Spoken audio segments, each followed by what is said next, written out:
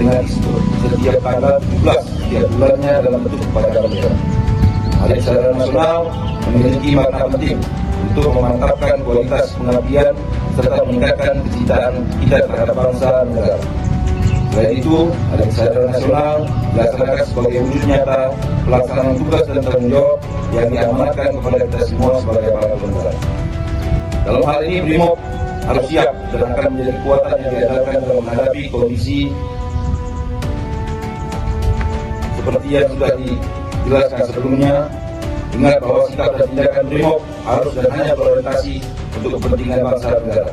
Negara harus hadir, negara tidak boleh kalah. BRIMOB untuk Indonesia.